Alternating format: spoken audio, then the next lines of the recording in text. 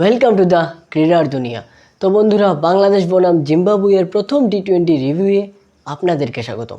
বন্ধুরা, আমরা দেখতে পাই যে আমাদের বাংলাদেশ প্রথমে টস জিতে এবং টস জিতে প্রথমে তারা আমন্ত্রণ জানায় জিম্বাবুয়েকে ব্যাটিং করার জন্য এবং জিম্বাবুয়ে ব্যাটিংয়ে আসেন গাম্বি এবং এরভিন এবং প্রথম 8 রানের মাথায় আমাদের মেহেদী হাসান বোল্ড করে দেন এরভিনকে এবং এরপর তারা প্রায় 28 রানের মতো একটা পার্টনারশিপ গড়ে তারপরে কিন্তু 36 রানের মাথায় আবারও আমাদের মোহাম্মদ সাইফুদ্দিন সাহেব এসে একটা বল লেগ সাইডে দেন। খুবই বাজে বল ছিল, কিন্তু সেটা ফ্লিক করতে গিয়ে আমাদের মিস্টার গাম্বি সাহেব আউট হয়ে যান এবং এরপরে বন্ধুরা ঠিক 36 রানে আরও একটি উইকেটের পতন ঘটে এবং সেটা হচ্ছে বেনেট, যিনি আসলে রান আউট হয়ে যান বন্ধুরা।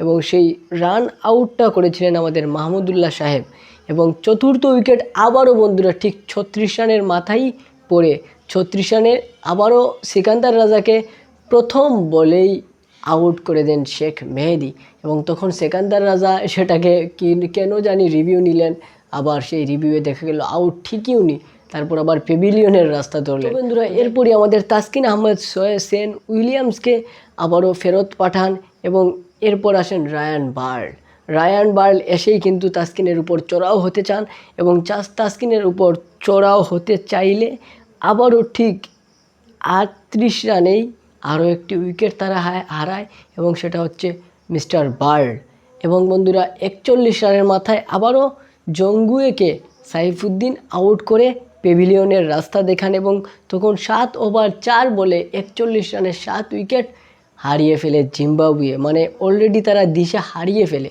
কিন্তু তারপর বন্ধুরা ওয়েলিংটন মাসাকাদ্দা যে ইনিংসটা খেলেছেন, বাইরে ওনাকে অবশ্যই দাঁত দিতে হবে। উনি খুবই ভালো একটা ইনিংস খেলেছেন।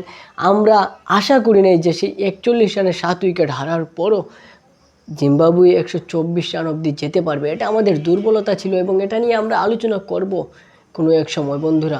এটা আমাদের দুর্বলতা ছিল যে 41 রানে 7 উইকেট ফেলে দিয়েও আমরা পারি নাই।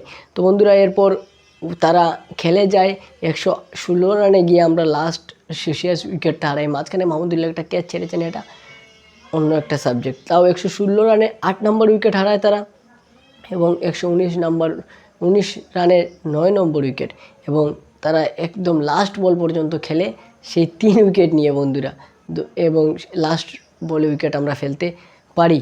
এরপর বন্ধুরা যখন আমরা ব্যাটিংয়ে আসি, আমাদের লিটন দাস টিপিক্যালভাবে খেলে আউট হয়ে যান। তারপর আমাদের মিস্টার তানজিদ হাসান তামিম একটা অনবদ্য একটা ইনিংস খেলেছেন বন্ধুরা, 47 বলে 67 রানের একটা ইনিংস খেলেছেন এবং ক্যাপ্টেন সাহেব মিস্টার নাজমুল হোসেন শান্ত আবারও আশাহত করেছেন।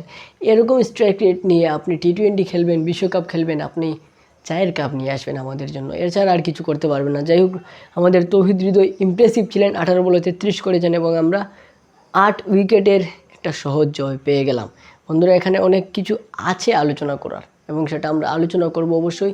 তো আজকের এই রিভিউটা কেমন লেগেছে আর বাংলাদেশের ম্যাচটা কেমন লেগেছে অবশ্যই কমেন্টে জানিয়ে দেবেন। দেখা হচ্ছে নেক্সট ভিডিওতে। আজকের মতো বিদায়, ভালো থাকবেন, আসসালামু আলাইকুম।